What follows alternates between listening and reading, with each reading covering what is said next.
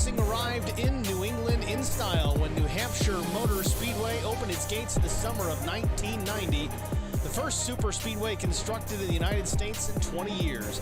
NHMS heralded the start of a construction frenzy that would more than a dozen new speedways built around the country by the close of the decade. Many of the new tracks would be faster, some more ostentatious, but none placed a premium on car and driver like New Hampshire. Just over a mile in length, New Hampshire Motor Speedway's oval is a classic paper-clip design with long straightaways, tight flat turns. Not surprisingly, the track rewards cars that have plenty of grunt off the corners and brakes capable of getting things slowed down at the end of the front straightaway and backstretch.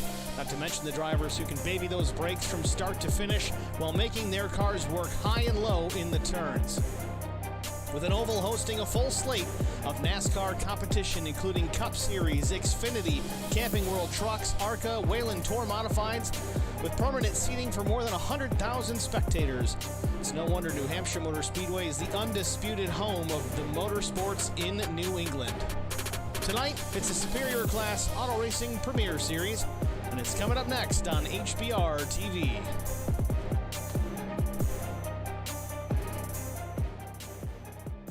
Good evening, everyone. Welcome to virtual New Hampshire Motor Speedway. I'm Steve Singer with HBR TV, joined up in the booth by Eric Dotson. Eric, thanks for joining us, man. Great to be here, Steve. Thanks for having me. Certainly excited to get this one underway. 125 laps, stage break at lap 90. We've got a 63% fuel load with 2 extra sets of tires over the wall.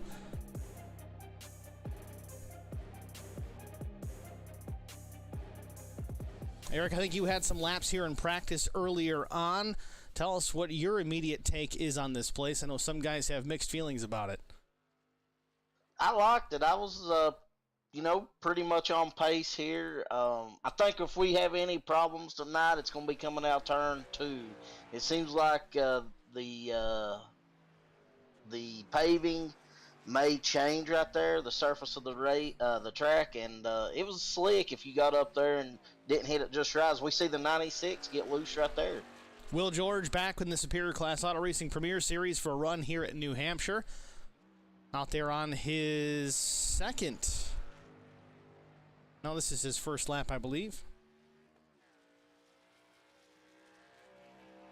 Yeah, lap 1 was a 30.944. Lap 2, 31.051. Definitely did not pick up any time there.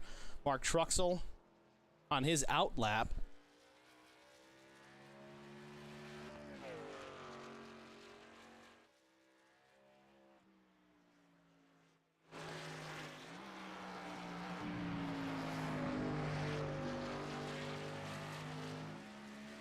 Right there where the surface changes, I mean, it's like it gets a little bit loose. Especially coming out turn 2. We'll see how Mark handles it right here. Well, a lot of times, and I talked to a guy that used to race for the company that I work for. He's cool enough in retirement that you can make a phone call. When I was brand new with iRacing, I called him up. His name's Andy Santerre. He's actually a 4-time then Busch North Series champion. Now it's the ARCA Series. But I said, hey, any tips and tricks for getting around this place in an ARCA car? And he says, well, we used to hook the bottom on exit. That was the best way to get out and run down the straightaway. But nowadays things are different. You've got a little bit different banking. I guess you could call it multi-tiered. But you're going to see guys running various lines here tonight. Some high, some low, some in the middle. It's going to make for some interesting racing here tonight for sure.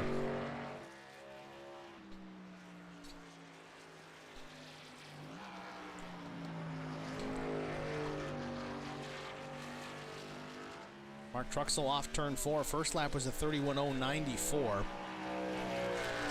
Currently, Neil Quick the fastest, 30.36. Truxell's second lap, a 31.28.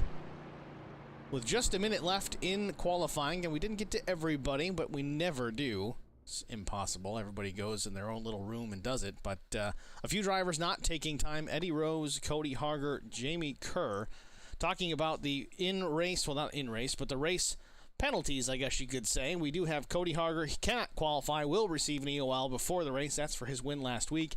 Zach Millett, he gets an EOL before the start for the rest of the season, but he could qualify, to which he did. Eddie Rose and Will George both to receive an EOL before the start likely for past incidents in race.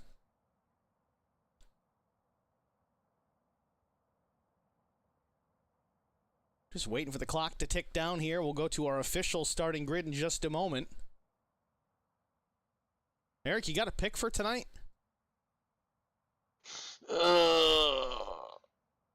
I'm not sure. I'm going to let you pick first since I won. I beat you last week. I'm going to go with home skillet Zach Millett. How about that?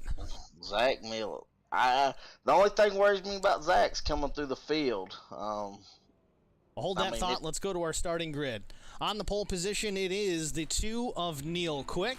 To his outside, none other than Zach Millett, the 315 from Holler Boys Racing. Starting in the second row, the 71 of Alan DeFries, picking up the pace here as of late. Certainly found a groove in these trucks. Jesse Bobo, same can be said for him. In the 7, he starts 4th. Brandon Mefford, the 83 with Falcon Motorsports, he starts 5th. Drew Blaze out of LSR, he starts from the 6th position.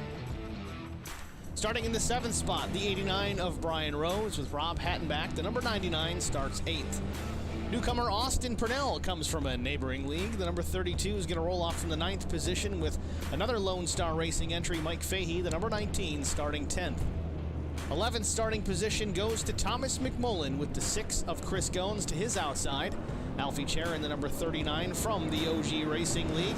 He starts 13th. Will George with TJ George Esports. He starts in the 14th position. Mark Truxell in the 5. He'll roll off 15th. 16th goes to Carson Conway in the 72. Tom Ridgway in the 3 with Cody Harder starting in the 18th position. Jamie Kerr, the number 75 Black Acid Custom Racing Apparel HBR TV Silverado starts 19th with Eddie Rose shotgun on the field, the number 88. That's your starting grid for the Locking Horns at Loudon 125. I'm going to take Drew Blaze. Drew Blaze for the win. Didn't even think of that. I should know better. Drew's got some pace around places like this. You got to use the brake and take care of the tires. We'll see what these guys can come up with. Pace car is off the track. Neil Quick holding the field down. Going to take the green flag. It waves. We are underway from Loudon, New Hampshire. Neil with a pretty good jump going into turn 1 here.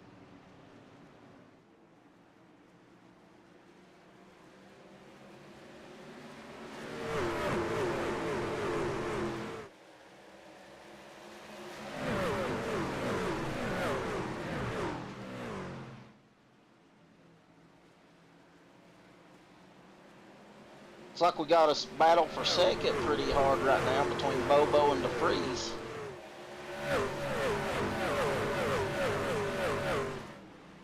Jesse Bobo up to P2. Alan DeFries has slid back just a bit into that 3rd position.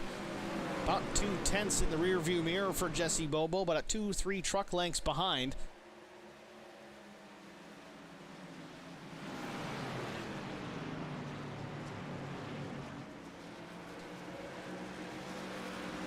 Looks like Drew Blaze trying to work on Brandon Medford to get that position as Medford gets a pretty good run out of the turn to put a little bit of space between them.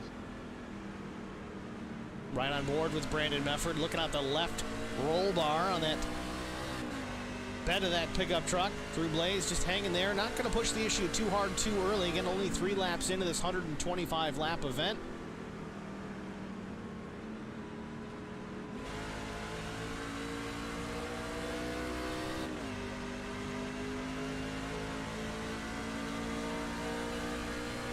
These guys getting a little bit of heat in the tires. I think you may see them start to maybe move around a little bit more. As looks like Brian Rose has got somebody on the inside of him back there. Brian Rose moved up a couple spots already into the position number 7. He's on that back tailgate there of Drew Blaze, but he's got the 99 of Hattenback looking to the inside. Meanwhile, Thomas McMullen, he's watching it all.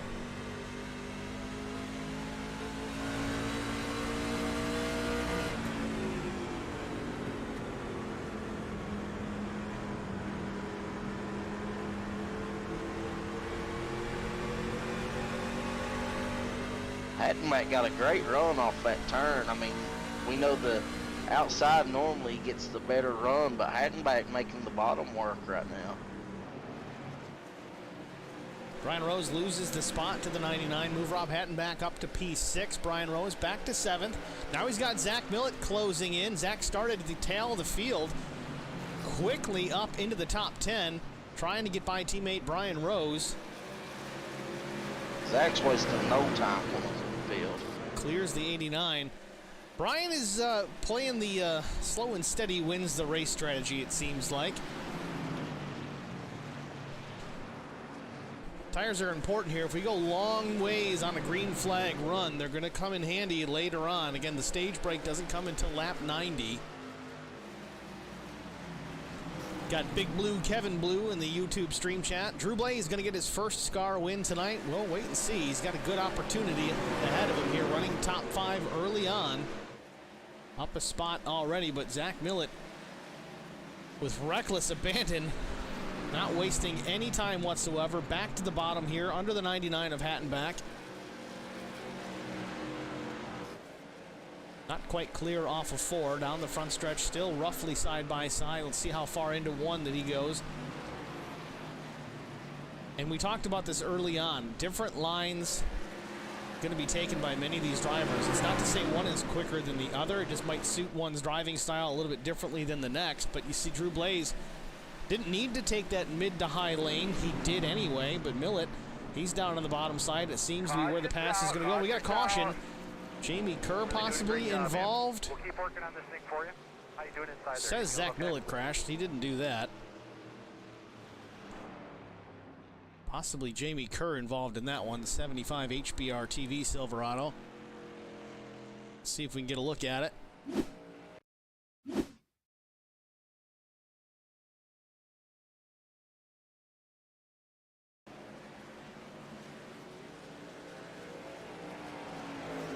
Maybe it wasn't.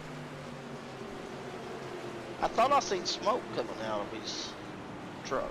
Well, we'll stay with it here another second.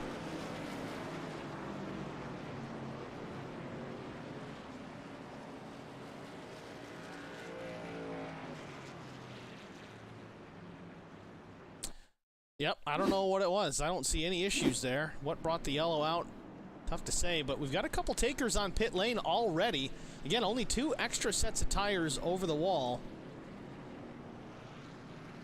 Curious to see what these guys do on their pit stop.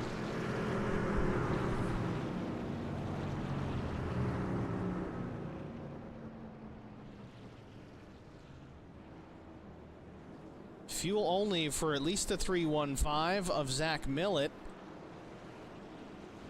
I think Blaze took all 4. Blaze did take tires. That is a bold strategy, Cotton.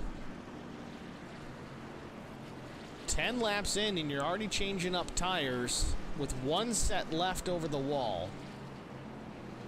I don't know if that was an oops. I had them checked and I didn't notice it. True Blaze's spoiler. Oh, Lord. Can't get away from it. If you know, you know. So very interesting. Looks like everybody that pit took fuel only. There might have been a couple that did take tires. Drew Blaze we saw for sure. Will George, Carson Conway, Eddie Rose. Mike Fahey, Cody Harger spent extra time in the pits. Let's see if possibly that was the caution.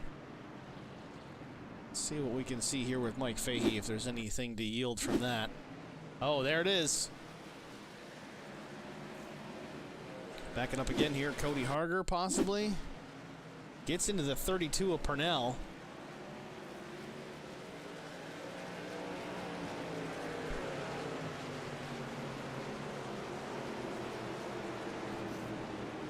Interesting.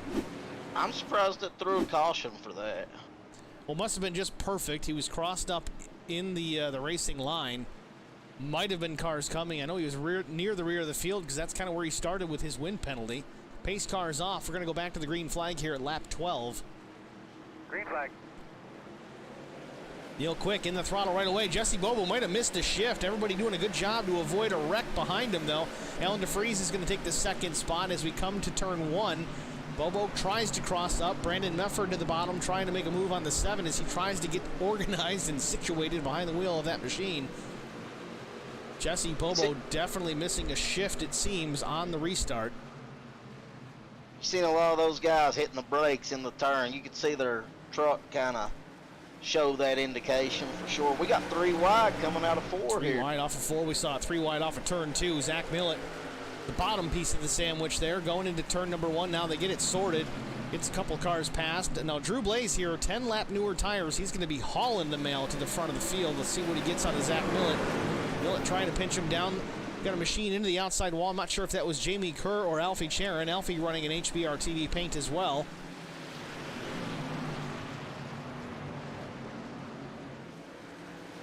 Ooh, Drew Blaze went in there hot.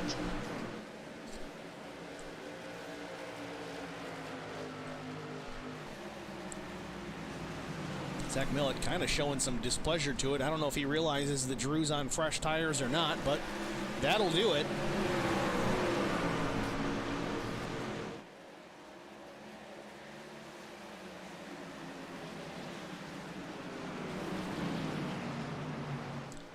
Got a battle for the 2nd position. Jesse Bobo trying to take it back from Alan DeFries. Again, Bobo possibly missing a shift or was just sleeping on the restart. But while he tries to take that spot from DeFries, Brandon Mefford's looking up top. He might take the 3rd position away if the 7's not careful. Got way up there that time. Oh, we got trouble. Not sure who that is. It's off the track. Austin Purnell gathers it back up. There's trouble off of turn number 2. We stay under the green flag. Let's look at it here. Austin Purnell, there was some contact. Looks like maybe Thomas McMullen. Thomas was starting to get loose. Purnell just drove it off the track there and was a little bit too aggressive on exit. Slid the nose, got to the back of Thomas McMullen. Purnell gets the raw end of the deal.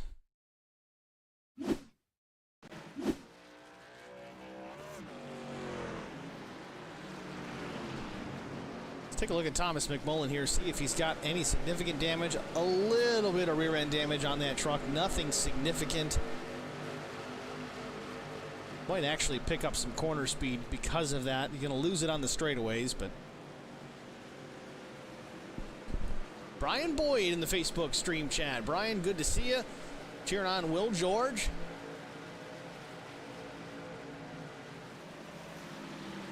Oh, more contact. Will George gets into the back of Jamie Kerr. Will George is around. Mark Truxell's collected in it. Brian Boyd, I'm blaming that one on you. The part that I'm mainly concerned about. Let's get a look Now at... there's curse. Yeah, I'm going to say it's not a broadcaster's curse because Brian mentioned him first, so I'm going to lay that one on his shoulders. Let's see here. Let's take a look at the replay from the tower. Will George, the 96 KOA machine there, in behind the 75 of Jamie Kerr. This is entry to turn number 3.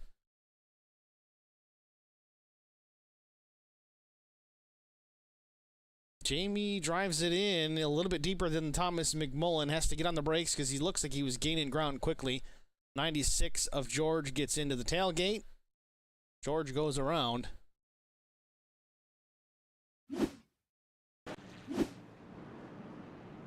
There you have it. We're going to get a quick break out of the way, folks. Stay with us. We're going to go side by side in case something crazy happens under the caution, but we'll be back after this. Stay with us.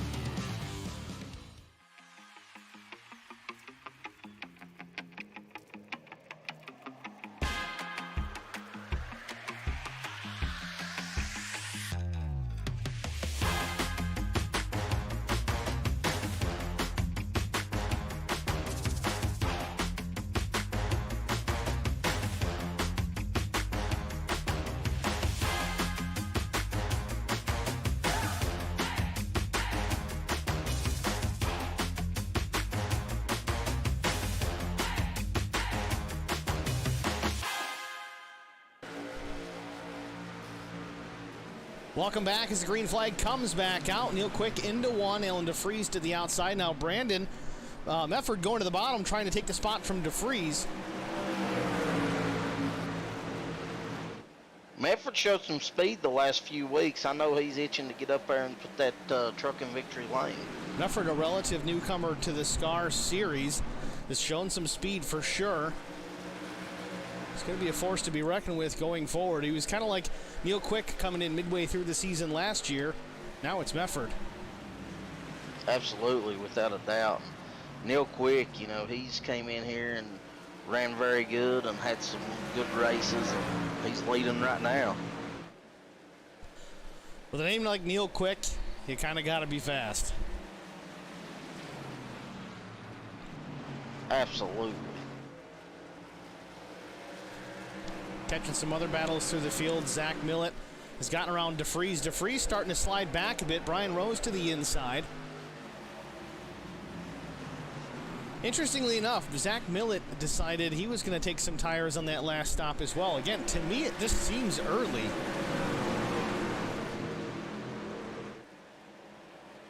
I agree. I mean, if you get a caution after the stage break, midway through, I mean, I think that could come back to really bite you.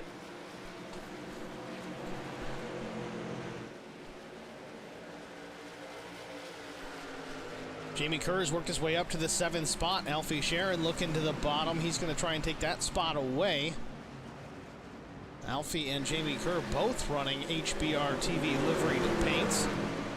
Oh, a little loose off the corner. Jamie Kerr and Alfie Sharon make contact. It's going to send Sharon into the path of, I think, Mike Fahey.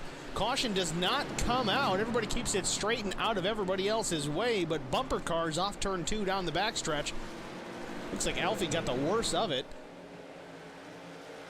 You give HBR TV a shout out and look what happens. Yeah, right? Got both cars, both trucks in the frame, and they make a mess off the 2. Oh, Will George drives it way deep. Almost collects Alfie Sharon there as well. George off turn 2. Now he's in behind Jamie Kerr. Keep a closer eye on this battle.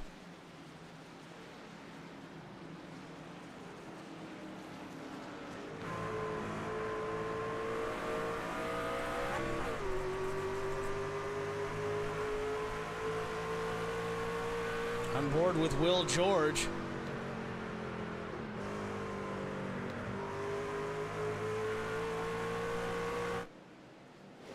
And we talked about how he was involved in that crash, right, as our buddy Brian Boyd was saying hello and cheering him on.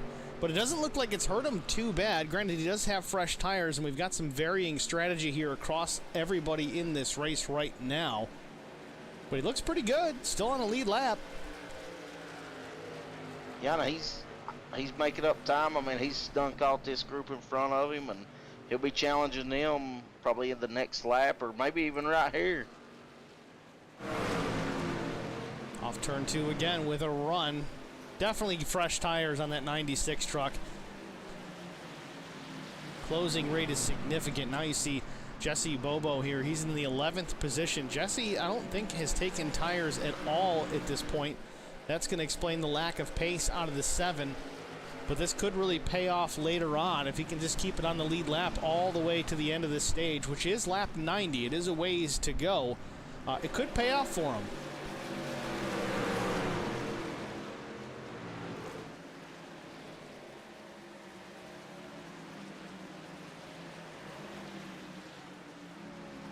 Carson Conway running in the 15th position. He's up 1 spot from qualifying. You see, he's trying to hook the bottom like we talked about earlier on.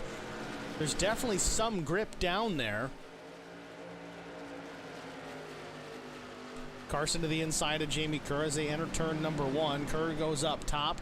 Carson sticks it again on the bottom. He's got the left sides below that yellow line. That's not out of bounds here at New Hampshire, and it apparently seems like he's found some grip down there.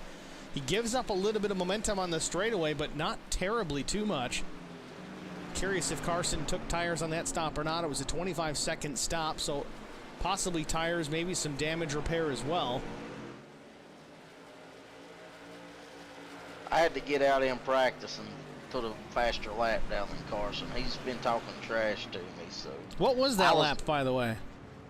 My lap, was, hold on, I got a picture of it. I had to keep it in case Carson started again.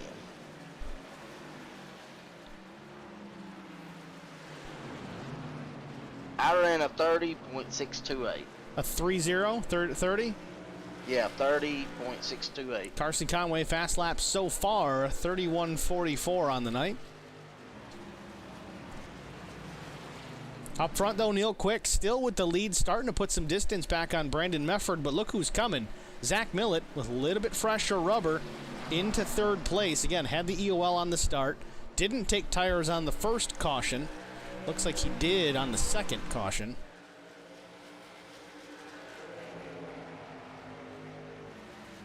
He's wasting no time as he's going to be all over Medford coming out right here.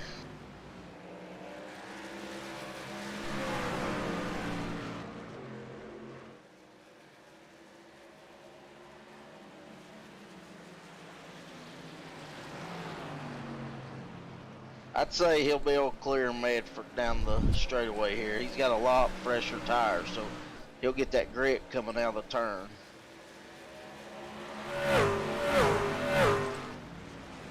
Millett goes to the bottom. Mefford stays up top. Wouldn't even say the bottom for Millett. It was more of a mid-entry, but now he's going to go down low. See, he's hooking the bottom, too, on the exit of 2. Neil Quick off the track. What is going on with the leader? Neil Quick from the lead off turn number 2. Did he get loose off the corner, or does he have a failure? I have no idea what happened there. He done a great job going through the grass like that and saving it. Neil Quick with a problem, it seems. He's off the pace. Into the wall. Watch out, Brian.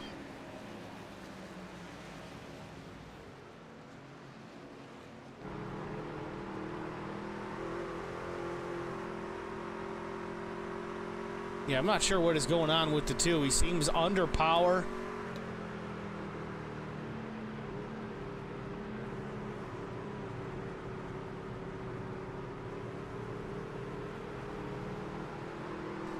Neil Quick giving up spaces quite a bit here. I don't know if this is... Did he jump the restart? Is he trying to give up time? I'm not sure. I'm not sure what's going on with him.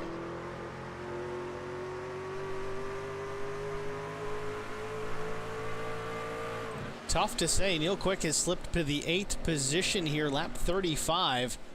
Restarted as the leader. He just came to a slow, drove it through the grass off turn 2. Seems to be back under power here. He's got Rob Hatton back in behind.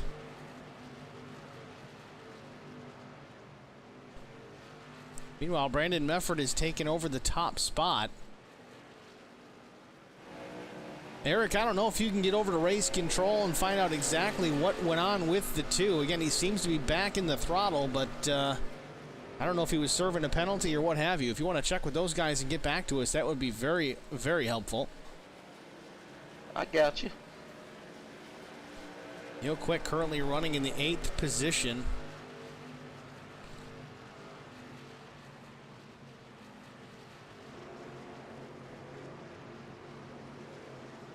Mike Fahey up to the outside of the 2.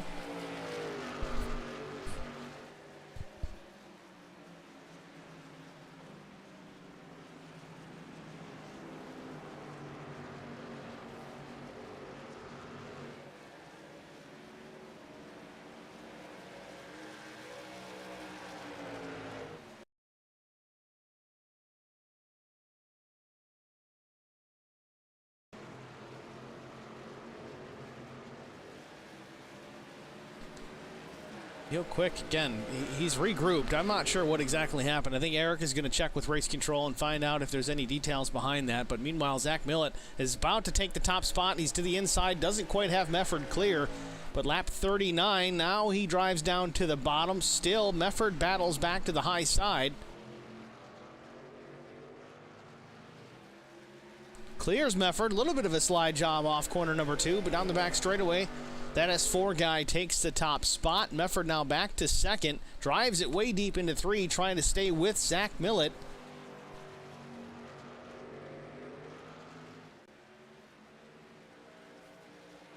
I'm not sure anyone knows, and they haven't.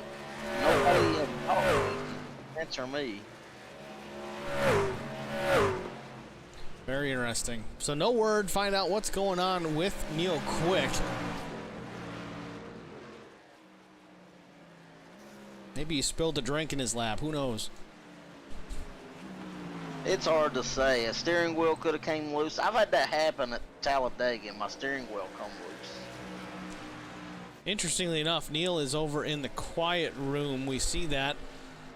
Not in the main chat, so we won't disturb him. That is typically where guys go to hang out so that they're not chit-chatting with each other. They can focus on what they're doing, so we'll leave it alone for now. Maybe we'll find out later on what's going on there with Neil Quick. But nonetheless, again, he is back under power up to the 7th position. He lost, I think, down to 8th or 9th. He's gotten a position or two back.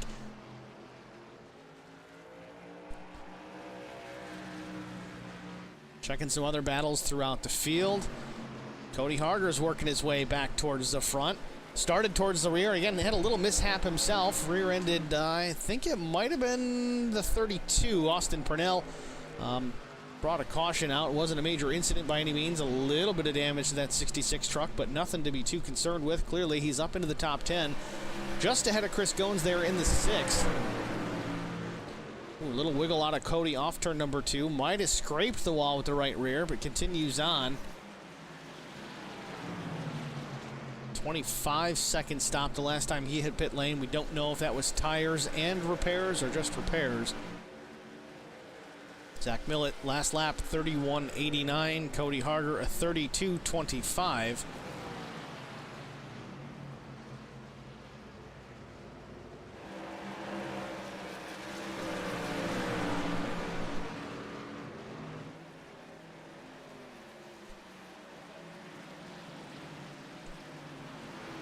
Tell you, I got to give a call to Will George.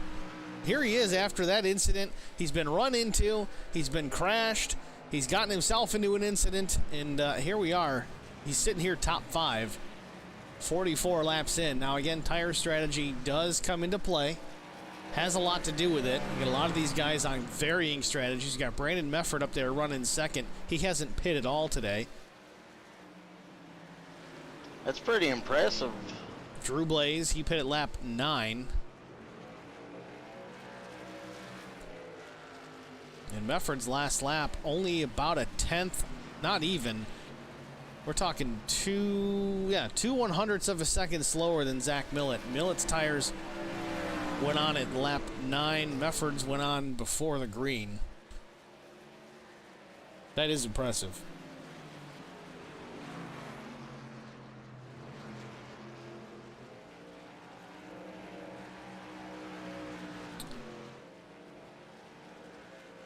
So I'm getting a note here. It says that there's supposedly unlimited tires tonight. If that's the case, and it wasn't earlier when I checked the session, it said 2 tires, 63% fuel. I don't know if something had changed, so I'm going to go jump over here and take a look just to verify that.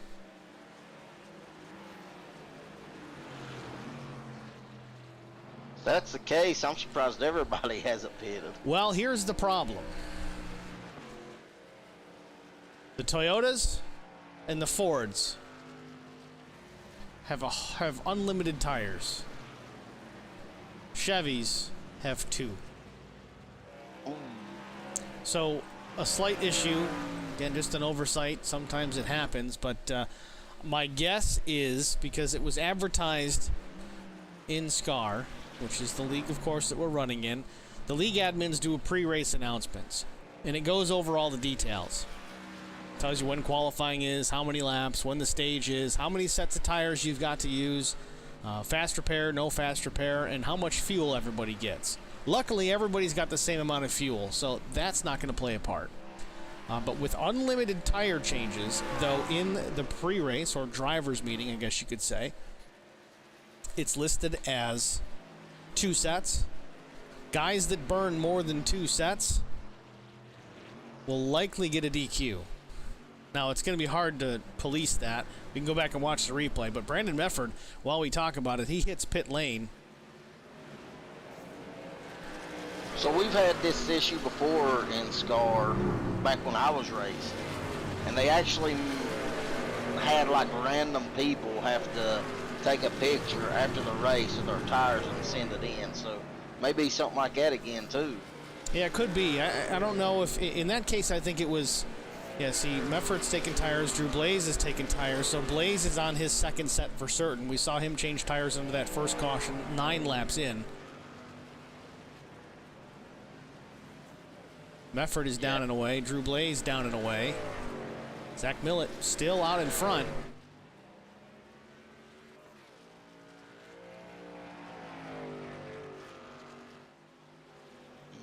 Yeah, I'm not sure why Drew Blaze took tires. Well, the other part that's a concern is if you had some drivers that A, didn't read the pre-race announcements, or B, weren't there for the drivers' meeting. That's why the drivers' meeting is held. Brian Rose taking tires. Lefts and rights. Will George, he's down and away. So we'll have to watch Brian Rose as well. I mean, he took tires this time. I didn't catch if he did the first time around, but again, it's all stuff they can go back and look at. Will George, though, right on the back tailgate there of the 89 as they exit pit lane. George in the 16th position behind Brian. Appears that they all took tires.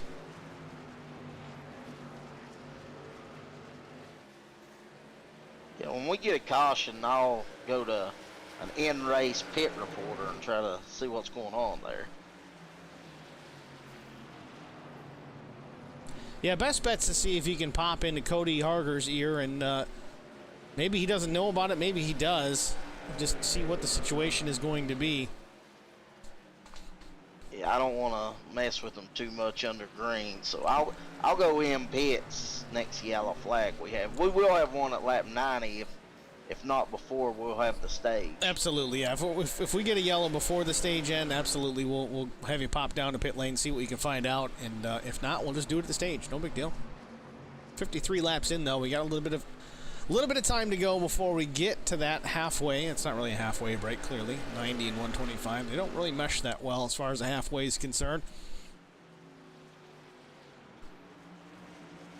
But Zach Millett in a Chevrolet, he does have only 2 sets of tires over the wall, and I think he is now limited. Oh, wait, no. His pit lane time was only 5.6 seconds, so he stopped fuel only. So Zach's playing it smart here. He's got 2 sets over the wall.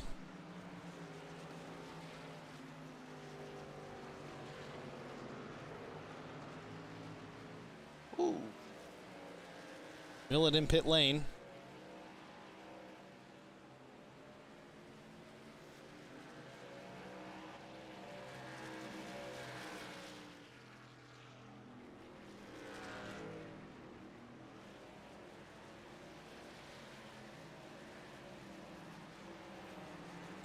Let's see if Millett takes tires here.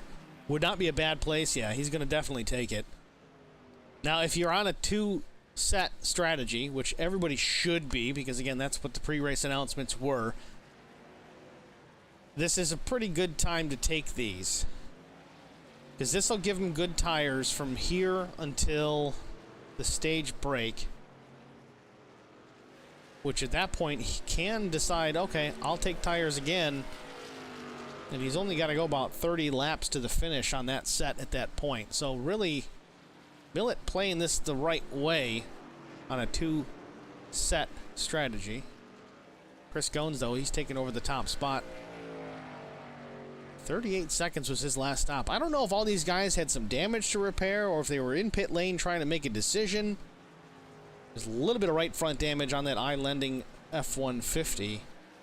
Nothing to be too concerned with. Jesse Bobo has cycled his way back up into P2.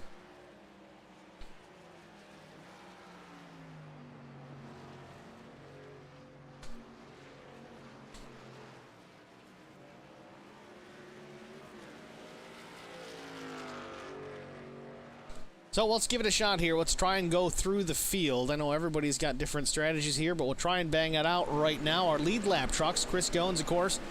He is currently leading, started 12th. Chris out of Charlotte, North Carolina. Jesse Bobo started near the front, currently running in the second spot, having a good day. Jesse Bobo definitely taking to Loudon, New Hampshire quite well. Mike Fahey also having a little bit better day.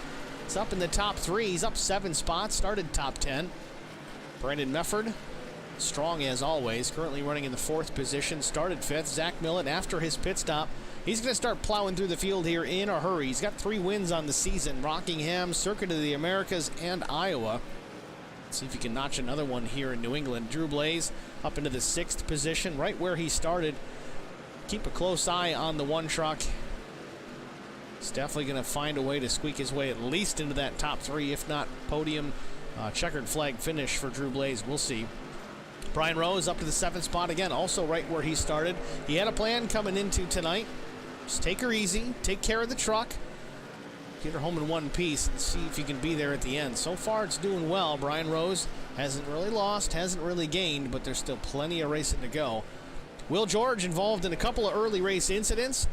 He's battled back, persevered up into the 8th position, started 14th. So far, a decent run out of Will George. Neil Quick runs in the 9th spot. 2 wins so far, Auto Club and Dover. But Neil Quick, inexplicably off turn number 2, slowed, drove through the grass, and was off the pace for about 2 laps, slipped as far back as I think 9th position, and then came back up to speed. Since then, there's been some pit stops, but he currently runs the 9th position. We'll see if he's got anything for these guys rest of the race. Rob Hattenbach, 10th position out of Friendswood, Texas. Hattenbach, the number 99 with Jacked Up Motorsports. Started 8th, currently running in the 10th spot. Cody Harger in the 11th position. Cody started tail of the field, so far so good. An impressive run out of the number 66. Started 18th, up into the 11th position. Alfie Charon, the number 39, beaten and battered, but he's still trucking right along. The number 39 HBR TV entry, running in the 12th spot. Thomas McMullen running in the 13th position out of Pensacola, Florida. Thomas down 2 spots. And Alan DeFries running in the 14th position, down a bunch of spots. Who started in that top 5. He's going to have some work to do to get back up there before this race is out. That are your top 14 trucks, all lead lap trucks at this stage of the race. Chris Cohn still with the lead out in front. We're 63 laps in. We're going to step aside one more time, take a quick break. We're going to stay side by side so you guys don't miss a minute of the action. We'll be back after this.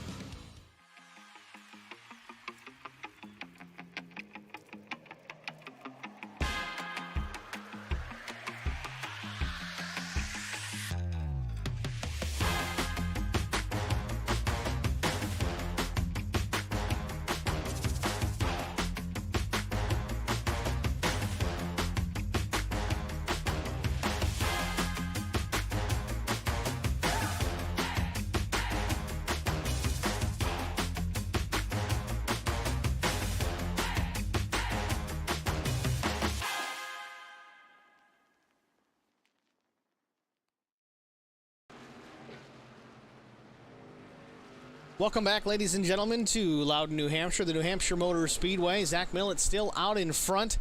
Currently watching a battle here with Brian Rose, closing in on Neil Quick. This is fourth position. Quick's moved up into the fifth position. We did find, or we were talking about early on, he had an issue off turn number 2. That is Neil Quick. Went from the lead back to about 9th. Again, back under power. I don't know if he had an issue with the hardware or thought he had a penalty. Again, we're still waiting to find out if we get a caution, as we spoke about earlier on. Eric Dotson's going to pop down into pit lane here and see if we can get an update on the 2 of Neil Quick. Meanwhile, Brian Rose under fire here. This is from Mark Truxell. I don't believe this is for position. No, it is not. Truxell running in the 18th position, probably on fresher tires.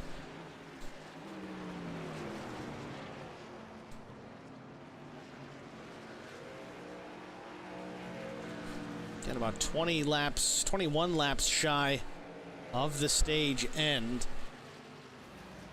Hopefully have some answers for everybody at that point.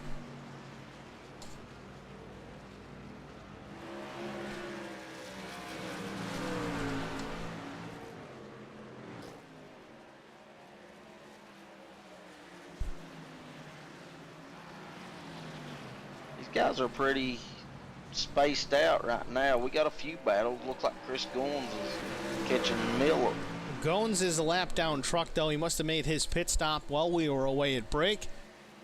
Goins' stop came at lap 63. Yeah, about 7 laps to go. So Goins should not have any problems getting around these two once there's some room to do it. Alan DeFries, the 11th place truck. He's going to go lap down here to Zach Millett as they cross the stripe. It's going to be 71 laps go up on the board. Chris Goins also to the bottom of the 71. Goins is not pushing the issue. Here he goes. Millett goes high. Goins again with fresh rubber. Takes that lap back. Goins now 11th. The last car on the lead lap. That pass that he made there on the 71 for DeFries, that was for position. DeFries now in the 12th spot. DeFries was hoping Chris would get around Millett there. Well, now really DeFries is not in a bad spot. He's first truck 1 lap down. He's got about a 4-second advantage over the 3 truck of Thomas Ridgway. So if we get to the stage break before Millett laps anybody else, DeFries will get that lucky dog. He can get back on the lead lap. However, if we continue to go at the pace that we're going, Millett catches another driver here and puts him a lap down. That's going to move that particular truck into the lucky dog position. So it's the last thing DeFries wants.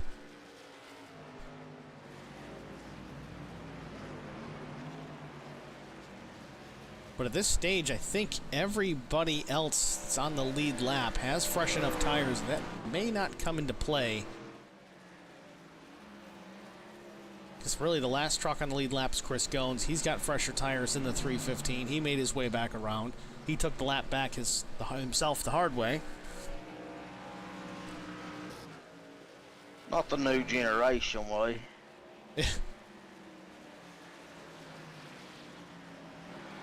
Brian Rose running in the 6th position. Neil Quick has moved on and continued to move towards the front. Again, I think it's just a matter of what pace are you trying to run right now. Neil Quick and Brian Rose, they both pit within a lap of each other, both with similar pit stop times, so likely both drivers taking 4 tires and fuel.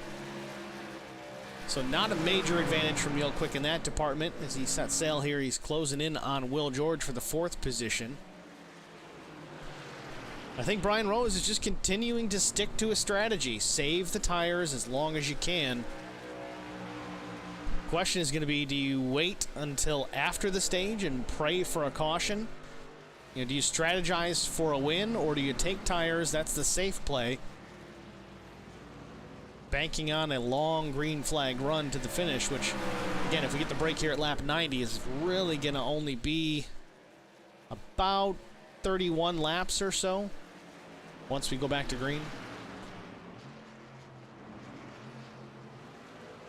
Yeah, it won't be much, so I mean, it'd be nice to have a set after that, but I don't think you can. I don't think you can risk it. I mean, these guys have done a great job. We had 2 cautions earlier on, and since then, you know, they've done a fantastic job of not bringing out any yellows. Neil Quick off turn 2. He's really closed down on William George. He was right to the tailgate there for a moment into turn 1. Drives it in deep, drops it to the bottom into turn number 3. George stays up top. Neil slides up, hangs the right side of the truck out just a bit off corner number 4. Good battle going on for position here. This is between William George and Neil Quick for the 4th position. Again, relatively equal footing as far as the tire strategy concerned with these two trucks.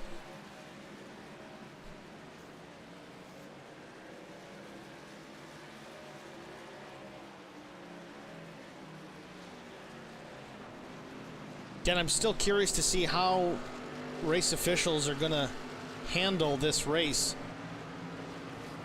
with drivers that end up taking more than 2 sets of tires. Again, pre-race announcements, the drivers meeting, 2 sets of tires available for all the drivers, but when we actually look into the session, it was only applied to the Chevy trucks. The Toyotas and the Fords, as many tires as they can handle, they have to their use. Well, I mean, if somebody does it, I think you got to DQ them, because I'm sure it was addressed in the drivers' meeting, and I mean, it's not fair to the Chevy guys. Now, if it wasn't addressed, I'm glad I don't have to make any call there. Yeah, I mean, I definitely would not want to be the SCAR admins right now, but at the same token, if you missed the drivers' meeting, shame on you. If it wasn't mentioned as far as tire sets within the drivers' meeting, okay, well, that's on the admins, but that's not the Chevy's fault. The backup plan to the whole thing is it was mentioned in writing in the pre-race announcements, where all the penalties are mentioned, the race rules, the format, everything is there. So at least that is there to fall back on if it really needs to be made a decision. I know there's multiple officials involved in that type of decision-making post-race. It doesn't land on just one person, so they'll get it straightened out, I'm sure. It is what it is. We're human. These things happen. Yeah, I mean, I know well, I don't know for a fact, but I'm 99% sure Drew Blaze has definitely took 2 sets of tires. Well, we know that. That's 100%. We saw him on that first stop. He took 4 tires. On this last stop, we saw him take 4 more tires. So I just don't see him being able to stretch this all the way to the finish without taking another set. It just doesn't seem feasible. I mean, he can go the distance. He's going to have to if he wants to be a legal truck, in my opinion. And it is just my opinion. I'm not one of the race officials in this particular event. I leave that to the SCAR side. It sounds like somebody may have been into the wall there. I don't see anything popping up.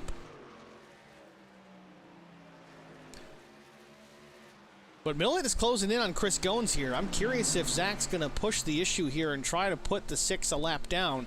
Because, again, that'll put... well, I was going to say it would put Alan DeFries out of that lucky dog position, but as soon as I say that, it actually appears Jesse Bobo is the lucky dog in that position because he made the pass around DeFries, I guess, a bit ago.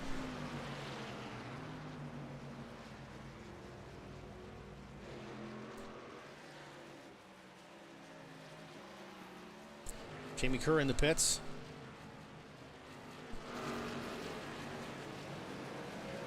Jamie's been down there for about 35 seconds. I'm curious if it might be related to that. Looks like that front wheel may be A little cambered in, yeah. I am getting some notes here. Looks like Austin Purnell's crashed. Let's take a look at that. I don't know if that's what I heard earlier. Here's the 32 in the bottom of your frame. So you put the left sides below the L line. The whole truck's below the L line. I don't know if this is getting out of pit lane. Now this comes to a stop, actually. That could be for a myriad of different reasons. It looks like he had just been in pit lane, so I don't know if maybe he didn't get fuel in the truck, or it's tough to say. Nevertheless, still out front, Zach Millett.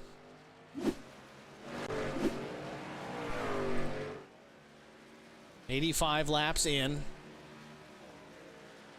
About to put it 86. That'll give us 5 to go to complete the stage.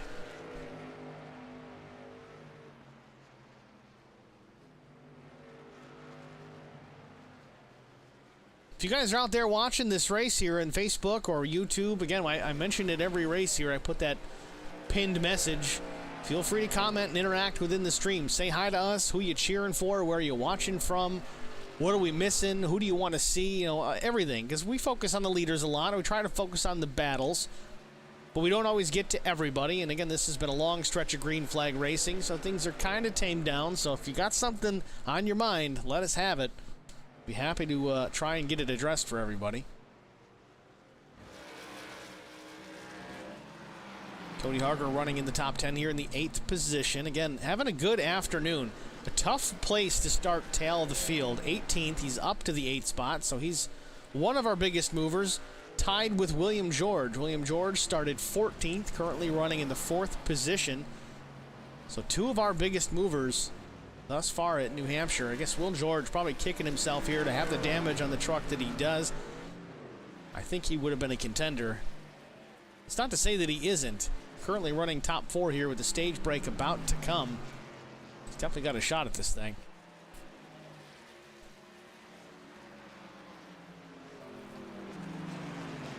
Just going to be a little bit harder with that damage, but I mean, it's definitely doable at a track like this. Vince Short cheering on Holler Boys Racing. Vince, of course, unable to make it tonight.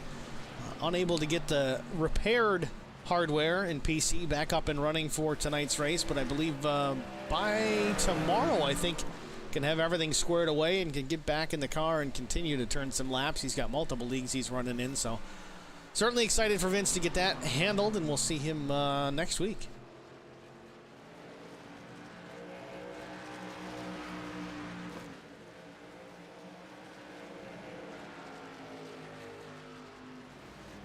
Chris Goins still riding that last truck on the lead lap. I just gotta wonder if Millett is just pumping the brake here a little bit. Caution just comes on the speedway here. I don't know if this is for the stage. I don't think it is. We haven't completed it just yet, and I do see William George has crashed. Carson Conway possibly involved in it as well. Yeah, big trouble for Will George. The number 96, smoke pouring out of that machine. Don't know if he's going to make it back around to get that thing repaired before it expires.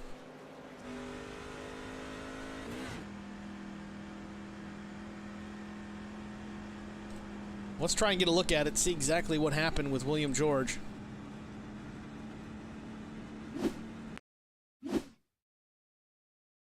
Number 96 truck going into turn number 3.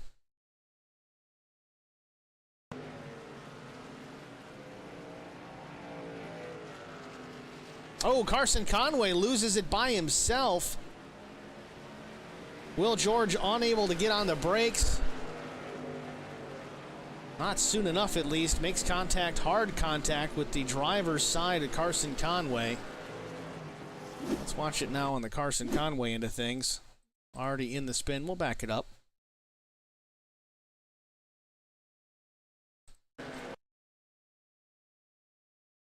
Now, with this caution coming slightly early, of course, this is going to be the stage break. So Conway gets a little bit to the inside of Mike Fahey, slides up out of the groove a little bit. I don't think there was any contact or even netcode. I think Carson may have let off to try to avoid contact, and it lightened up the rear end, and around he went. Then you'll see George come in here, slam the driver's side.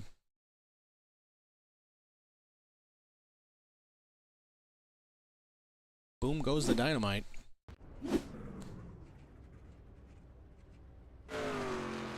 So again, no fast repairs in the SCAR Premier Series, so that's going to do it for Will George. He's going to have to try and get something fixed. He is putting some tires on it, as are other drivers. Again, I'm concerned about how many of these guys are taking tires and how many of them are taking more than 2 sets. I know it's probably going to be a good handful of them.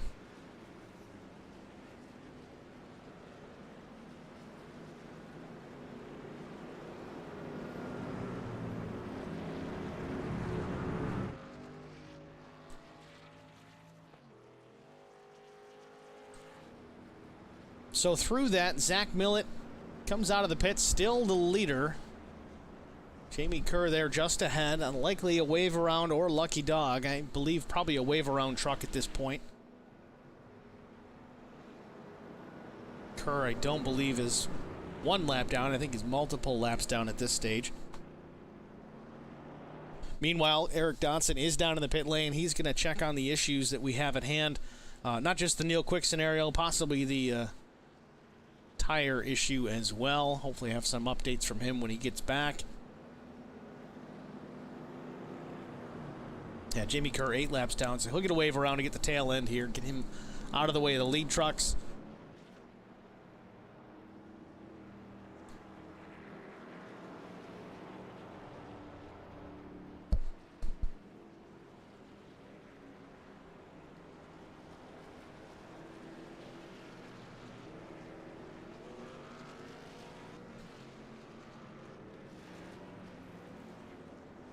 So currently 10 trucks on the lead lap. William George, even through that incident, 11th, 1 lap down.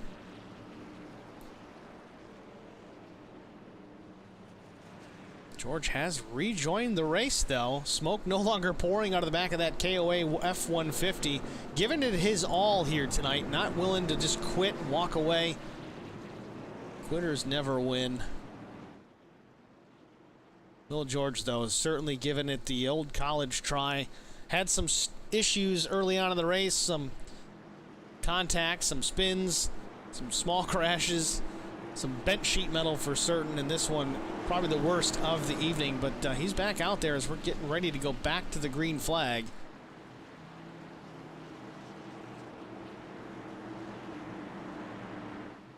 Pace car is off. Green flag. Green flag wave. Zach Millett in the throttle. Good restart for the 315. Brandon Mefford hangs back just a bit. 2-3 truck lengths behind Zach Millett. So they get into turn number 1. Drew Blaze there in 3rd. And Neil Quicks worked his way back into the top 5. Rob Hatton back in the 5th, 4th, back and forth between himself and Neil Quick. That is 4 position as they enter turn number 3.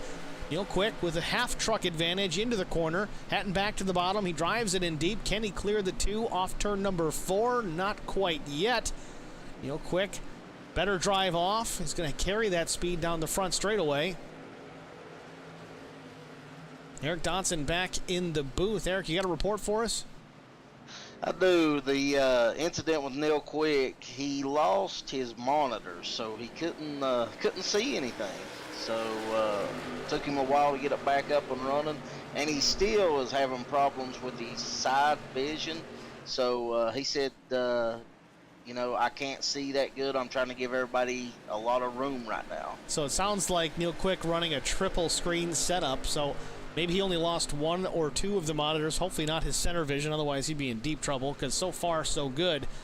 He's running there in the 4th spot. But we got a battle for the lead here. Brandon Mefford trying to get a run off of turn number 2 on Zach Millett. It's a half truck between the 2 trucks, if even that, into turn number 3. Millett with the lead. Mefford closes down right to the tailgate of that S4 guy, Silverado. Through turns 3 and 4. A little wiggle out of Mefford. Loses some ground. Cost him about a truck length, maybe 2 or 3 into turn number 1. Did we get anywhere on the tire situation? Cody, you know, we know he's a league admin. He did not know about that and took responsibility for that happening. But oh, I'm not looking to blame a guy. I'm just making sure that somebody's aware of it. I know we got to try and figure out how we're gonna apply this, I guess, is the question post-race, because I'm sure there's going to be some guys out there that took tires. In fact, Drew Blaze is definitely one of them on that stage break. Another 14.7 second stop, which indicates tires to me. I have to go back and look at it. I'm sure he's not the only one. He's just the only one that we really witnessed it happen with. Yeah, I wasn't blaming Cody. He didn't know. You know, it's easy to, when you set this up for stuff like that to happen, but he told, you know, everyone not to take more than 2 sets, and I don't know, you know, what's going to happen with anybody who did now. Well, we'll have to keep a look at it. You know, we kind of hope that everybody's being honest about it, but again, it's realistic. Some guys probably don't even know it's an issue. Well, they didn't until I brought it up. You know, I got in the driver's chat with all of them, and you know, a lot of them didn't know, and some of them said, yeah, I have unlimited. Well, either way, we'll work it out. If there's any kind of discrepancy post-race about who has won, you may or may not get it within this particular broadcast, but we will post official results, of course, at HBR TV on Facebook. That's facebook.com/HBRTV1. If there's any issues, whatever you see there as the winning trucks, that will be the official top 3 finishers for certain. So we'll make sure we get that to you. 25 laps to go, though. Here's the final stage. We only run 2 stages here in the Premier Series. Essentially, well, I can't say a halfway break. It's a stage break that's, I don't know, 2/3 of the way through the race typically. Is that kind of how we've been doing it? I would say it's a fair assessment. 24 to go, and Zach Millett out in front of this field. No tires left for the 315.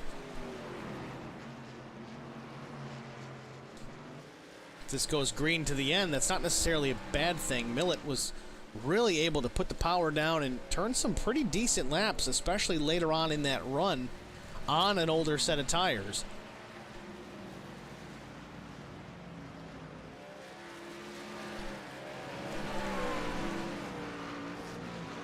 Let's go through our top 10 another time here before the race comes to a conclusion. Zach Millett, of course, the front of the field in that S4 Guy Silverado.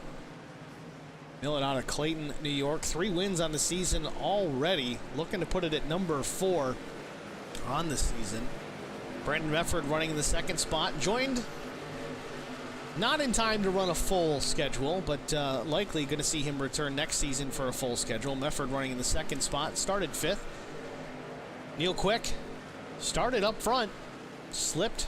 Had some mechanical issues, so to speak, or PC-related monitor issues.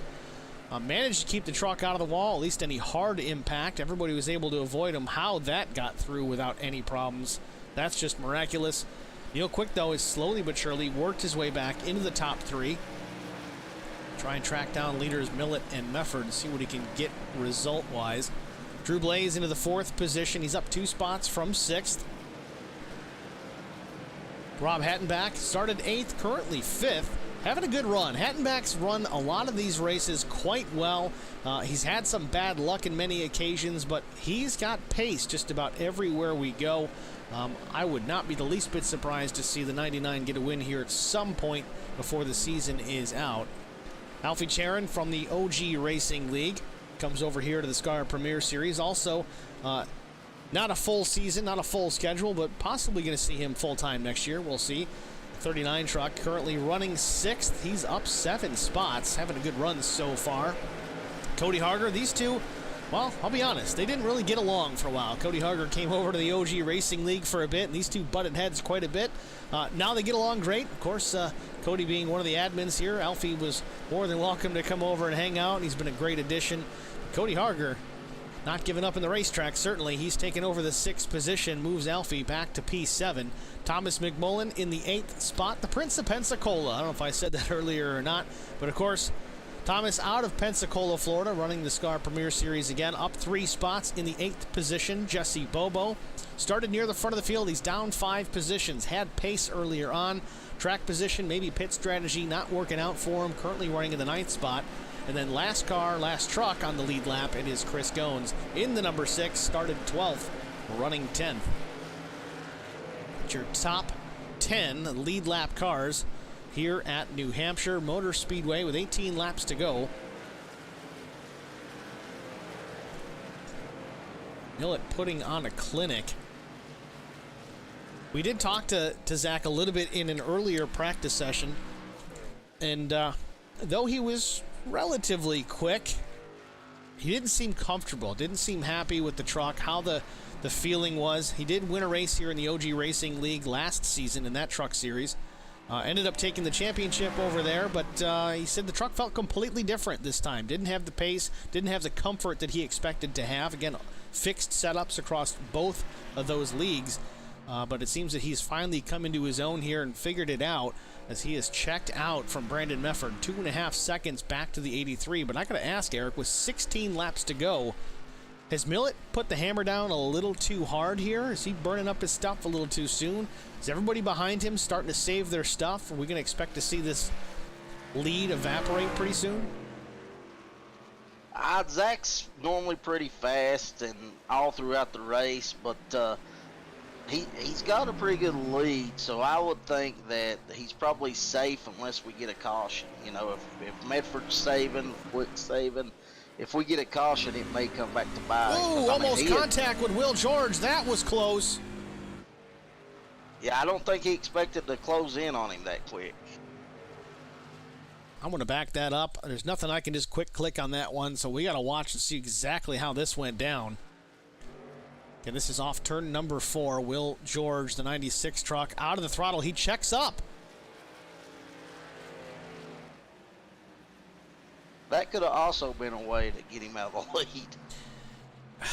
See, I don't know. I think that was a combination of, I don't know. I could be completely wrong, but Will George appeared like he was trying to give the top side to Millett. He was right on the back bumper.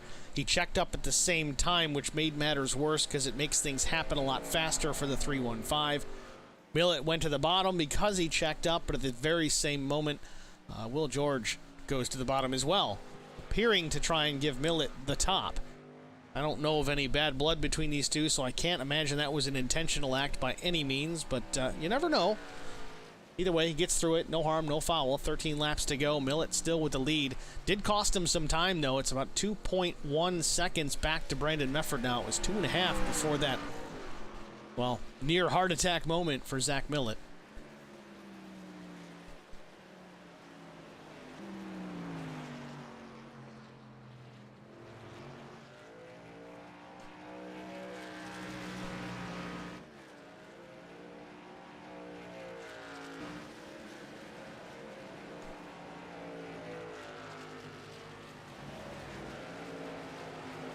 Alfie Charon up into the 7th position.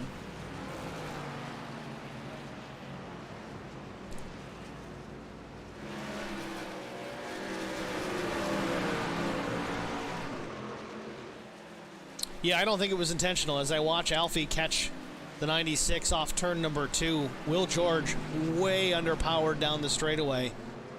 He's just trying to survive here, and again, I give him credit for doing it. But Alfie almost got into the tailgate of the 96 as well, so that makes sense.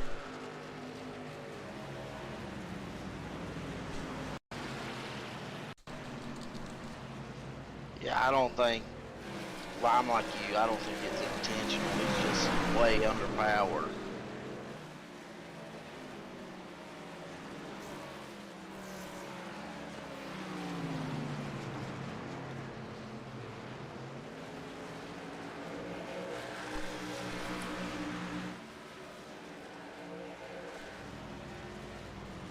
Millett hanging on to that 2 1/4 second lead over the 83 of Brandon Mefford.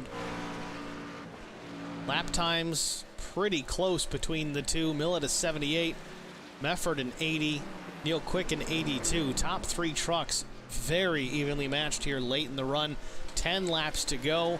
Again, all these trucks pitted lap 91. Looks like everybody took tires. Neil Quick may have taken a little bit of damage repair as his was about 8 seconds longer than the others.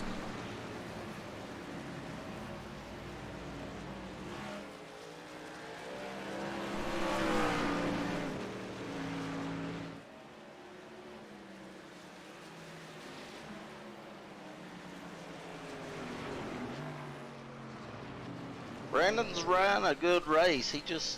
Zach Millett's just on another level right now. And if I had $1 for every time I heard somebody say that. Yeah. Now, don't get me wrong. Zach Millett is quick, but he's beatable, okay? He goes out here, he turns some laps. He's been on the service for 10 years plus. He knows how to get around places. He's been on just about every track. Predominantly a NASCAR, a stock car style driver, but he's gotten into the road course stuff as well and performed quite well there as well. But again, he is beatable. We've run plenty of races. He's got 3 wins. It might go to 4 today.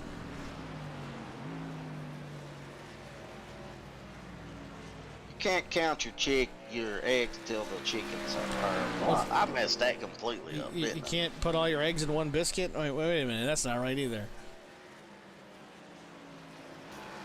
Can't count the chickens till the eggs hatch. Like Chocolate Myers always says, you don't take the hats to victory lane until the checkered flag waves.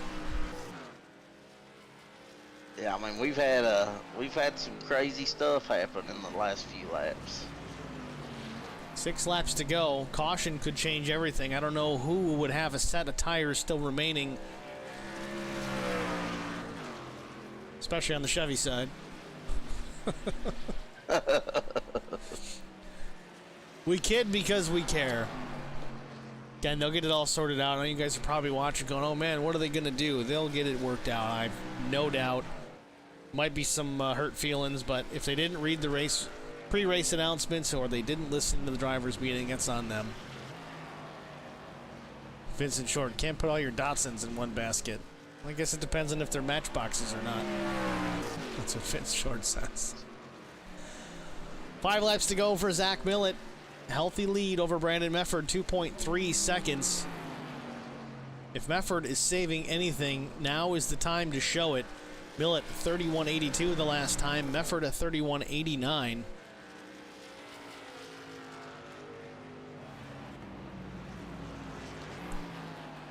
Mefford was a little bit quicker that last time. He's going to have to get a whole lot quicker if he wants to close that gap. It's going to need to be consistently quicker, too. And I don't think it was so much that Mefford was quicker. It was more that Millett lost a little bit of pace. We talked about, is he pushing too hard too early? Is he going to burn the tires off that truck before this race gets to its checkered flag? We'll see. 32.03 was the last lap for Millett. We'll see where he lands this time. Picked it back up. Still quicker as Mefford, but again, with 3 laps to go, I just don't see it being enough. No, not when you're 2 seconds behind.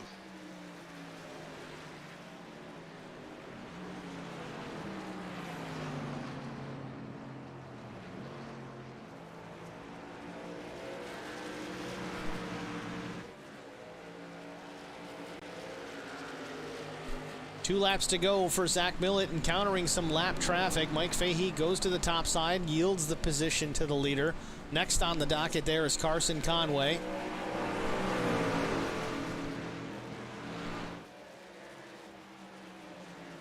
Cost Millett some time getting around Mike Fahey, even though Fahey gave him the lane.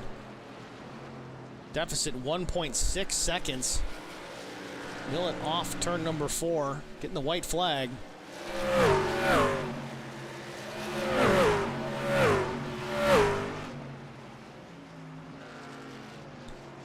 Goes to the bottom for Carson Conway. Mefford again quicker both last 2 laps. Deficit now 1.7 seconds. Just need a big mistake out of Zach Millett here and he may have a checkered flag. I don't see that happening. I think Millett's got it right here. Zach Millett, that S4 guy in that Silverado, does it the hard way. Off turn number 4, takes the checkered flag. He wins the locking horns at Loudon 125. Brandon Mefford takes the 2nd position. Neil Quick battles back to finish P3 after some struggles with his equipment. Drew Blaze finishes P4. Rob Hattenbach gets the 5th position. Cody Harger from tail end of the field finishes 6th. Biggest mover on the day.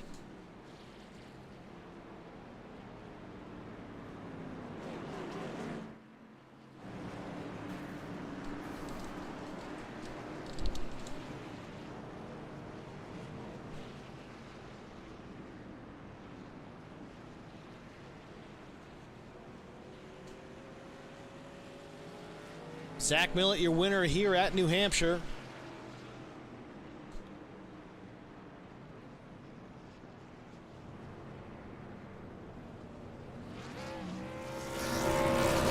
Burning them down now.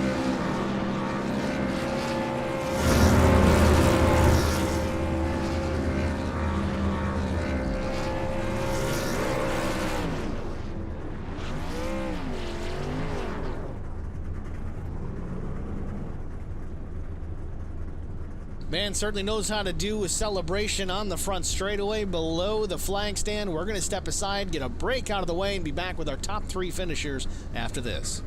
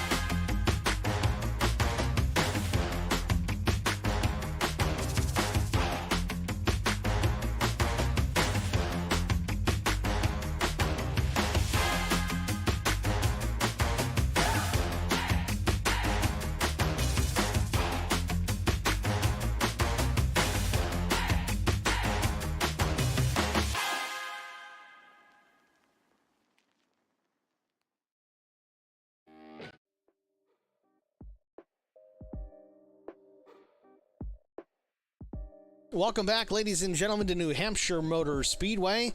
The locking horns at Loudon 125. Your winners, Zach Millett, second, Brandon Mefford, and Neil Quick, P3. Let's go down and talk with Zach Millett, get a word with our winner. Let's pull him up in the broadcast booth. Zach, it's Steve and Eric in the broadcast booth with HBR TV. You got a good copy? Hey, what's up, man? Congratulations on the win here. First of all, I want to tell you, congratulations big time, because you did it the hard way. Everybody's usually limited on tire sets here. We found out kind of mid-race that the Chevys were the only ones that had 2 sets over the wall, and the Fords and the Toyotas had unlimited tires. Now, we don't know who did or who didn't at this point take extra sets, but we know for certain the top 3 are official. You and Brandon in Chevrolets, and Neil Quick in a Ford. Neil only pit 2 times, so we know he didn't take 3 sets of tires. So top 3, confirm it, it's official. Now that we got that out of the way, tell us about your night. Tell us about the strategies coming into New Hampshire. I know you won here in OG last season, and here you are in Victory Lane here once again in Loudon. Yeah, it's not a track that I'm really comfortable at, but for some reason it just kind of clicked tonight once we got into the race. The past few races starting from the back, I've been kind of a little cautious and taking my time, and tonight I just said, that's not working. Let's go for it right off the bat. Made it 3 wide, I think twice in the first 2 laps. We saw it. And thankfully that worked. So yeah, I just kind of stuck with that strategy to get there as quick as possible and play it by ear after that. Well, you certainly look good out there. The truck looks pretty clean. I don't think you had contact with anybody. If you did, it was minimal at the most. Fresh paint scheme on the truck. I mean, yeah, that's the way to get into Victory Lane. Get everything new and change of attitude, change of strategy, and here you are in Victory Lane. Yeah, it's a good start for this paint scheme. I think I'm going to keep it a while. So next week, I think we're at Nashville Super Speedway. What are your thoughts going into that place? You got any laps around there? Well, I don't even have it, so I'm going to have to pick that up and start from scratch. Starting to sound like the I'm no good in GT3 song, and then all of a sudden he whoops everybody. I'll definitely spend some time there. I'll get some practice in. Well, Zach, again, congratulations on the win. Before we let you go, is there anybody you want to thank? Yeah, I'd like to thank the SCAR series and Cody for keeping everything in line, putting all this together. I'd like to thank Track Bar Media, HBR TV, and you, Steve, for the broadcast. You guys always do an awesome job. And shoot me a follow at That S4 Guy on Twitch, TikTok, YouTube, and Instagram. Don't forget Eric Dotson. He's up here, too. Hey, Eric, what's going on, guy? All right, Zach, thanks for chatting with us, man. Good luck next week. Thanks, man. We'll see you guys. That was Zach Millett, your race winner here from Loudon, New Hampshire. Next up, Brandon Mefford, the number 83, here with another podium. Shame on me for calling it a podium here in a stock car, stock truck, oval series. But Brandon Mefford and Steve and Eric in the broadcast booth. You got a good copy? Yeah, I got you guys.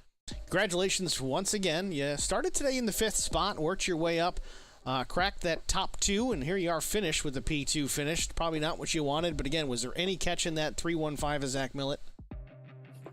No, I'm pretty sure he got out to a 2-second lead and then was just, waving it at us saying, come get it. And, if I started making a little run, it's like he pulled away or I tried too hard to mess up. But there was nobody going to be in tonight. I think if Neil didn't have any issues, those two probably would have had a little bit of a battle. But, man, he was on fire. Though there's many different lines you can take around New Hampshire Motor Speedway, it did seem that trying to make clean passes without giving up too much time on the racetrack tended to be difficult. Did you find that to be the case? Yeah, I mean, especially with the lap cars. So, it's hard to keep the truck down if you get in the corner too hot. So, you didn't want to go down there because you had to stop, and then you couldn't have good drive off. So you lose a lot of time to the guy in front of you. But I mean, once you got beside somebody, you couldn't rotate, or you lost your center before you could get the exit. So passing somebody in the corners it was tough tonight. It really was. And I think Zach even struggled a little bit. I'd catch him a little bit when he's trying to get by somebody. So it was a tough track tonight for sure. We saw that actually late in the run. There about 3 or 4 laps to go. I think he was getting under the 19 of Mike Fahey. Fahey gave him all the room in the world to make the pass, and it still cost him about 6 or 7 tenths that lap alone. So yeah, we definitely wanted to ask you specifically. We forgot to ask Zach about how difficult it was to pass. So thanks for the input on that. Moving on, next week we're in Nashville Super Speedway. What are your thoughts going to that place? I really like the place. It's pretty technical, but fast. So I like to think I got a shot next week. I'm excited to go there. Next week, okay. You got a shot every week, man. It seems that these guys that come halfway through the season are out chasing trophies, and it tends to be difficult for everybody else. Again, P2 here tonight. Congratulations on that, Brandon. Good luck going into next week, and thanks for talking to us. Thanks, guys. Appreciate the broadcast. You know what? I was going to ask, too, before you jump out. You got an important race coming up. We're not broadcasting it, but it holds a place in our hearts. It's an important cause. If you want to rattle off some information on that, we'll get it out here in the stream for you. Yeah, I do appreciate you guys sharing that last week. But September 16th, it's Friday night, 8 p.m., charity race. We'll race these trucks at Michigan for 200 miles. I said 200 laps last time. It's 200 miles. But we're raising money for a couple charities to help kids that are going through a tough time. Zoe's Place and Ellie's Place. It's really a great cause. I do want to say our goal is to raise $2,000. We've had some promises, so we're about $1,400 right now, so we're well on our way. We've raised more money than we did last year, and honestly, we've had a few guys sign up the last couple days, but we'd like to fill the field out, 40 drivers. So fans out there, if you're racers, please check out the broadcast page and go sign up. And then drivers too, if you're looking at this, go sign up. It's only a $15 donation to sign up, and you can donate whatever you want if you're feeling generous for us. So looking forward to it. Can't wait, and it's going to be a great time. Brandon, real quick, you mentioned a broadcast. I know it's not us, but go ahead. Who is it that's going to broadcast this race if you guys just want to tune in and watch it? Yeah, it'll be broadcast on the Turn 3 Racing Network. So we've got KR going to do that. He climbed on board for 2 years, so he's doing it for just nothing basically. So it's great, and do want to say, Steven, you guys appreciate your offer. We're certainly going to look at everybody next year, but everybody tune in to Turn 3 September 16th at 9 p.m. and watch us give some money away. All right, Brandon. Again, congratulations. Good luck with that. And if I got some free time, I know I'll jump into that thing too. And I don't know, maybe Eric will come out of retirement for a race. He'll run it too. Yeah, there we go. All right, Brandon. Thanks for talking to us, man. Good luck next week. Thanks, Steve. All right, last but not least, we're going to go to Neil Quick. He's not last. He finishes P3. We're going to get the story here, all the details from the driver of the two. Neil Quick, it's Steve and Eric in the broadcast booth. You got a copy? Yeah, guys, how you doing? Neil Quick finished P3 after some struggles. I tell you, I thought you were having a medical issue earlier on because all of a sudden you're like half throttle, in and out of the grass, off the wall. I hear you had an issue with the monitor. Tell us what happened. Yeah, guys, man, I thought I was going to have a medical issue too after that started happening. Just going down straightaway, and all of a sudden everything went black, all four screens, and serious code brown moment there. And so all of a sudden the screen popped back up, and I had no side monitors and just a center monitor, and I looked like I was driving a train down a tunnel basically, and that made it kind of interesting for about 3 laps because I was trying to get a setting back in my field of view to be able to just drive laps and try to salvage what I could at that point, and in the meantime not take somebody and ruin the race out there. So yeah, it was pretty eventful. Don't want to do it again though. It's like virtual beer goggles for Neil Quick behind the wheel of that machine. How you managed to come back and finish P3, beyond me, man. Nice work. Congratulations. What are your thoughts going into Nashville Super Speedway next week? Certainly much different than the flat Loudon, New Hampshire Motor Speedway here. I'm looking forward to it. I mean, Loudon is not something that I look forward to at all. And fortunately tonight for me, I had a pretty decent truck before all that happened, and was just kind of rolling through and pacing myself. That made it interesting, but looking forward to Nashville next week, and looking forward to all the races. Starting to get a little momentum back. Well, either way, a great recovery tonight. I know it's P3. Yeah, you can look back on it and go, okay, well, we salvaged a decent finish, but I really would have liked to see you and Zach Millett battle it out for the win there, and maybe things got crazy and Brandon Mefford would steal the win. Who knows? But not to be. You had your issues, but again, nice job battling back. Way to persevere. Good luck next week. Before we let you go, Neil, is there anybody you want to thank? Yeah, absolutely. All the admins for the league, they do a great job.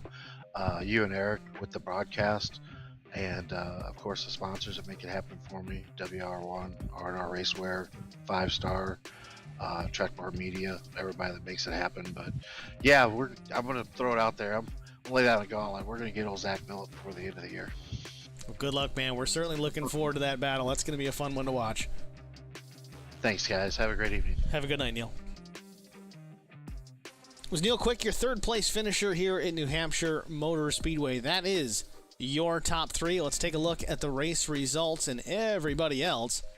Finishing fourth was Drew Blaze. Again, we got to go back and look. I'm not sure if that is an official fourth place, but we know for certain the top three is. Fifth, Rob Hattenback. Cody Harger, sixth. Thomas McMullen was seventh. Eighth went to Jesse Bobo. Ninth, Alfie Sharon. Chris Goins was 10th. He was the last truck on the lead lap. Tom Ridgway, 11th. Brian Rose, 12th. Carson Conway was 13th. William George, after a tough afternoon, finished 14th. Really had some pace in that truck. Even after a couple of crashes, some damage on that thing, was not able to really get back up towards the front. Too close, at least. Managed to hit the top 5. Did a pretty good job at that, but then got caught up in an incident with Carson Conway. Hard impact. Just about ended the day for Will George. 14th place finish for the 96. Mike Fahey, a 15th place finish. Eddie Rose was 16th. Jamie Kerr, 17th. Alan DeFries finished back in the 18th position. 19th position went to Mark Truxell, 42 laps down, and Austin Purnell. Not a good debut here in the Sky Premier Series for Austin Purnell. 20th, 46 laps down. Again, ran into some problems at some point, and I think he parked it, realized he wasn't going to gain any more spots, and that was it for the 20. So that's your race results here. The Locking Horns at Loudon 125 Superior Class Auto Racing Premier Series. Again, we go next week to the Nashville Super Speedway. Tune in for that here at HBR TV. Again, 9 p.m. in the East. Expect us to be full on live. Tune in a little bit early so you don't miss anything, but we'll cover a little bit of qualifying, do our little pre-race deal, and then get right into the race. Again, please shout us out here in the stream chat all the time. If we can talk, great. If we can't, that's okay too. I want to know who you're cheering for. I want to know where you're watching from. How many people are in a room with you? Is it just you in front of the computer? You get your phone in your hand? Or is the whole family sitting there watching the race? It's cool things to know, especially if we get kind of a snoozer of a race, which occasionally happens. Very rare. It gives us, myself and Eric, something to talk about. We can interact with you guys the best that we can. We certainly do appreciate that participation. Lastly, if you haven't already done it, like, follow, share, subscribe, turn on the notifications. Facebook.com/HBRTV1. Also on the YouTube side. I know Scar's not heavy on the YouTube end of things, but we do multi-stream to both platforms. Also find us there as well. Same handle, HBRTV1. Like, follow, share, subscribe, turn on the notifications so you don't miss a moment of the action. Lastly, Eric, what's your take on the race here? I mean, we saw a pretty decent race. There were some battles all over. Some close contact early on. Things settled down, and we ran some pretty long green flag stretches there. Zach Millett just kind of ran away with it, though. What do you take it on your end? Yeah, absolutely. First off, hats off to these guys. I mean, when I was out there practicing coming off 2, I thought there'd be a lot of wrecks. We've seen a lot of guys get sideways, but for the most part, these guys done a fantastic job of keeping it under control.